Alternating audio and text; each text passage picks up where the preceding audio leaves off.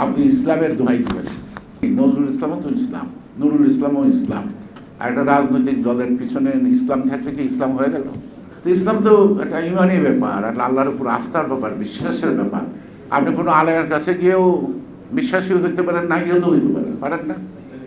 আপনি তো আজান শুনেও নামাজ পড়তে পারেন, কিন্তু নামাজের রক্তটা যদি জানা থাকে আপনি আজান না শুনেও তো নামাজ পড়তে পারেন না।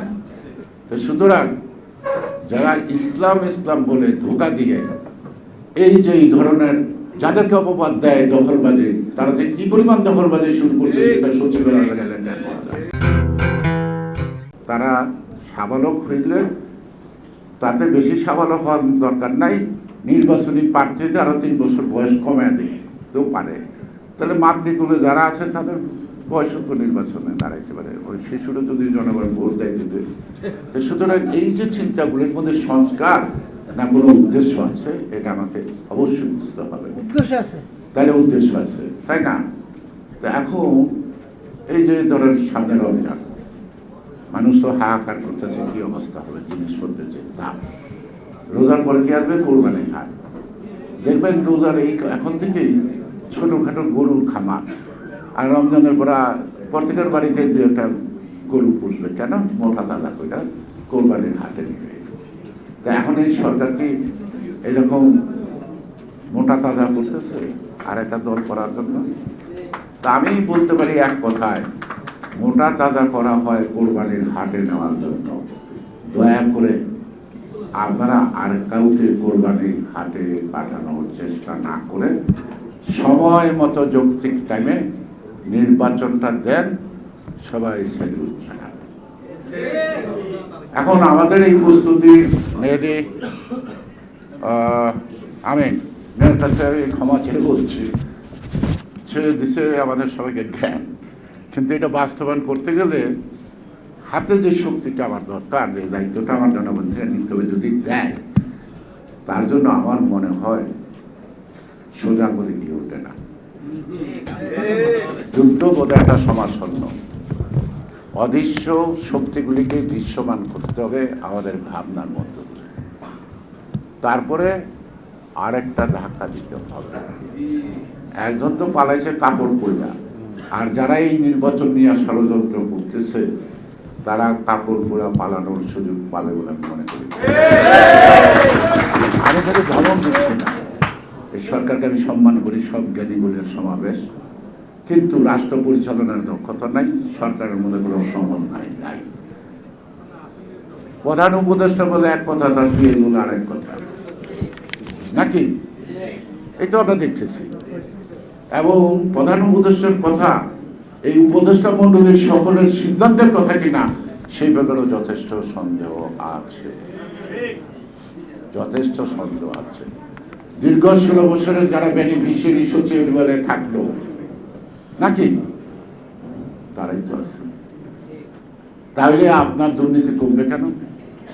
ওরা যে 300% 400% বেশি প্রাক্কলিত ব্যয় নির্ধারণ করতো মানে একটা কাজে, এখন যদি ওই 300% 400% দিয়া আসল প্রাক্কলিত ব্যয় অর্থাৎ আসল ব্যয় নির্ধারণ করে, তাহলে অতীতের চুরিগুলি ধরা পড়ে যায় না?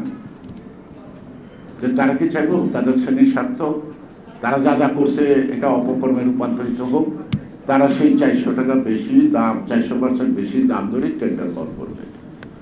আবার একটা আইন করছে প্রকিউরমেন্ট আইন, যেটা 5 থেকে 10 বছর, যে যাদের অভিজ্ঞতা নাই, বা 10 বছর থেকে 5 বছর পর্যন্ত যাদের অভিজ্ঞতা নাই, তারা ঠিকাদারি কাজে কোনো দলপথে প্রতিযোগিতা করতে পারে না। এই 5 বছর তো হাসিনার লালিত চোর ডাকায় লুটেরারা যে করছে, তারাই তো এখন ব্যবসা করবে। কিছু কিছু সংবাদপত্র মিডিয়া প্রচার করে দখল বেদখল। আপনার দোকান, আপনার ব্যবসা প্রতিষ্ঠান, আপনার জায়গা ওরা 16 বছর দখল করে রাখছে। আপনি আপনার কাগজপত্র নিয়ে যদি আপনি আপনার জায়গা পুনরুদ্ধার করেন, সেটাকে দখল করতে পড়ে। তাহলে হাসিনা যা যা করছে, যেখানে যা ছিল তাই আমরা লালন পালন করি। পরিবর্তন নেই তো দখল, পরিবর্তন তো করতে হবে। আমরা তো রাষ্ট্রীয় ক্ষমতা দখল করতেছি জনগণের ভোটে, অর্থাৎ ওদের মতো না। এখন ঘটনা ঘটে, পুলিশও থাকে, আর্মিও থাকে, সবই থাকে, আর প্রশাসনও থাকে। জিজ্ঞেস করলে হৈমন্তী শুক্লার মতো গান শোনাবে, চেয়ে চেয়ে দেখলাম আমার বলার কিছু ছিল না। সবই ঘটে গেল। তো সবই ঘটে গেল, চেয়ে চেয়ে দেখলাম আমার বলার কিছু ছিল না। তাহলে আপনাদের থাকার প্রয়োজন কি? বলারও যখন করার জন্য কিছু নাই, তাহলে আপনাদের থাকার দরকার কি? তো মানে কেটে পড়েন, কেটে পড়েন। তো সেই জন্য আজকে যে অবস্থা আছে, তাদের কাছে আমি রাজনৈতিক অঙ্গনের আকাশের মধ্যে এক ধরনের ঝড়ের আবহাওয়া পাচ্ছি। তারা এই তালগোল পাকে আরো অন্যরকম কিছু করতে পারে। এখন এমনও হতে পারে যে শিয়াল একটা আপনার ঘর থেকে একটা জিনিস নিয়ে দৌড় দিচ্ছে, বা বিড়াল থাপা যায় কুকুরে দৌড়লো, কুকুরের থেকে আসছে বাঘে দৌড়লো, এমনও তো হতে পারে। তা নাহলে তারা যে সকল অবাস্তব চিন্তা, পরিবর্তন ইত্যাদি, আর যেখানে আপনি একটি লাইন সংশোধন করার কোনো ক্ষমতা নাই উইদাউট দি পার্লামেন্ট, নাকি? আমার এইটা জাতীয় সনদ, আমরা ঐক্যমত, সকল রাজনৈতিক দল স্বাক্ষর করি, আরপিওতে থাকুক, আমি নির্বাচিত হইলে এই উল্লেখিত প্রস্তাব পার্লামেন্টে পেশ হইলে আমি তার পক্ষে ভোট দিতে বাধ্য থাকিব। ভোট প্রদানে বিরত থাকিলে আমার সদস্য পদ থাকিবে না। আরপিওতে একটা গ্যারান্টি গলাজ দিয়ে দিলেই তো হয়। আর কোন দল বেশি ক্ষমতা পাইল, সিট পাইল, কম পাইল, তো দরকার নাই। ওখানে এই সংস্কার প্রস্তাব একটা পর একটা আসবে, আমরা সবাই ভোট দিয়ে পাশ করে ঐক্যমতের ভিত্তিতে আমরা দেশটাকে পরিচালনা করব। তারেক রহমান বলছে 2 বারের বেশি থাকা যাবে না, আর হাসিনা তো আমি তো থাকতে চেয়েছে, হানিফ মাহবুল আপনি কইতে না, বলছে না? তাহলে ক্ষমতার যদি লোক থাকে, আর ক্ষমতার লোক থাকুক বা না থাকুক, জনগণ যদি চায়, আপনি যদি বারবার 5 বার এমপি হইতে পারেন, তাহলে আপনি 3 বার 4 বার 5 বার প্রধানমন্ত্রী হইতে পারবেন না। তাহলে অর্থাৎ অধিক সময় থাকলে অতীতে যে সংক্রামক ব্যাধিগুলি আমরা চোখে দেখেছি, প্রধানমন্ত্রী সেই সংক্রামক ব্যাধিতে আক্রান্ত হইতে পারে। সেই কারণেই তিনি এই পদ্ধতিটা রাখলেন। লিডারশিপ বাড়ল নাকি ক্রমান্বয়ে। আবার এ কথাও বলেছেন যে আমরা যেই সরকার গঠন করব, আন্দোলন সংগ্রামে যাদের ভূমিকা আছে তাদের নিয়ে আমরা জাতীয় সরকার গঠন করব। উনি তো বলে নাই কারণে ভাগ দেবো না, বলছে নাকি? তাহলে আজকে যারা এই সরকারকে আড়াল থেকে উস্কানি দিচ্ছে, নানা ধরনের উস্কানি দিচ্ছেন না, তারা বলতে চায় যে প্রতিবেশী দেশ আমাদের উপর সোয়ার হয়েছে। ওনারা যে অনেক আগে প্রতিবেশী দেশের ট্যাবলেট খাওয়া শুরু করছে, এই খবর আমাদের কাছে আছে। এই খবর আমাদের কাছে আছে। রাজনীতি করি, সবসময় সব কথা বলি না, আর সব কথা সবসময় বলতেও নাই, আবার সব কথা কানে দিতেও নাই, কারণ কানে দিতে গেলে বিভ্রান্ত হতে হবে। তো বুঝে শুনে রাজনীতি করি, না বুঝে করি না। তো সেই কারণেই আপনি ইসলামের দোহাই দিবেন, ইসলামের বাইরে কি নাকি? নজরুল ইসলামও তো ইসলাম, নুরুল ইসলামও ইসলাম। আর একটা রাজনৈতিক দলের পিছনে ইসলাম থাকলে কি ইসলাম হয়ে গেল? তো ইসলাম তো একটা ইমানি ব্যাপার, আর আল্লাহর উপর আস্থার ব্যাপার, বিশ্বাসের ব্যাপার। আপনি কোনো আলেমের কাছে গিয়েও বিশ্বাসী হইতে পারেন, না গিয়েও তো হইতে পারেন না। আপনি তো আজান শুনেও নামাজ পড়তে পারেন, সেজন্য নামাজের রক্তটা যদি জানা থাকে, আপনি আজান না শুনেও তো নামাজ পড়তে পারেন না। তো সুতরাং যারা ইসলাম বলে ধোঁকা দিয়ে এই যে এই ধরনের যাদেরকে অপবাদ দেয় দখলবাজি, তারা যে কি পরিমাণ দখলবাজি শুরু করছে সেটা সচিবালয়ে গেলে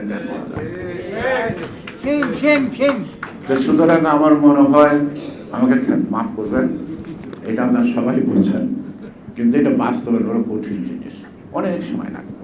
এটা শুরু করতে হবে, তাই না? আমরা শুরুটা করব, পর্যায়ক্রমে যারা আবার ক্ষমতা আসবে তারা আটটা আগায় দিবে, কিন্তু কাজ এটা একটা চলমান প্রক্রিয়া। সংস্কার আবার নতুন করে একটা আসতেও পারে। এই যে আমি আজকে বললাম মাদকটা একটা বিরাট ব্যাপার, হয়তো পরবর্তী সংস্কারের এটা আসতে পারে না। এই চলমান প্রক্রিয়ার মধ্য দিয়ে অতীতের লব্ধ তিক্ত অভিজ্ঞতার আলোকে ভালোর পথে চলার জন্যে এইগুলো এই অঙ্গীকার 31 দফা। আমার মনে হয় এটা আমরা বুঝতে কষ্ট পাচ্ছি না, কিন্তু মানতে কষ্ট পাবো কিনা এই জন্যই ঘন ঘন এইটা নিয়ে এত গবেষণা আমাদের চলছে।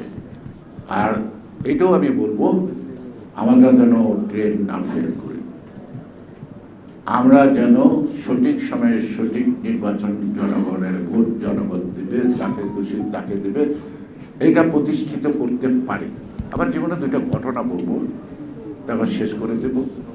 1988 সালের 3রা অক্টোবর আমার পারফোরেশন হয় পেটে, ধরা পড়ে 22 ঘন্টা পরে। ডাক্তাররা অপারেশন করতে রাজি না, অর্থাৎ আমি মারা যাব। আমাদের নেত্রী খালেদা জিয়া আসলো অপারেশন টেবিলে নেওয়ার আগে। ওনার কথাবার্তার মধ্যে আমি বুঝতে পারলাম উনি আমাকে বিদায় দিচ্ছে, সান্ত্বনা দিচ্ছে, আমার ছেলে মেয়ের সামনে। আমি তখন কথা বলতে পারছিলাম না, কিন্তু ওনার কথা শুনে উত্তর না দিয়েও পারছিলাম। অত্যন্ত ক্ষীণ কণ্ঠে বললাম, ম্যাডাম, এরশাদের পতনের আগে আমার মৃত্যু হবে না। আল্লাহ তাআলা আমার কথা রাখছে। আবার ডিবির হারুন যেদিনকে আমাকে নাটক করল, তারপরের দিন একটা কথা বলছিলাম যে হাসিনার পতনের আগে ঈশ্বর যেন আমাকে চিন্তায় না তোলে। আজকে আরেকটা কথা বলে যাই, একটি সুষ্ঠু অবাধ একটা উৎসবের মতো ভোট না দেখা পর্যন্ত যেন ঈশ্বর আমাকে চিন্তায় না নেয়।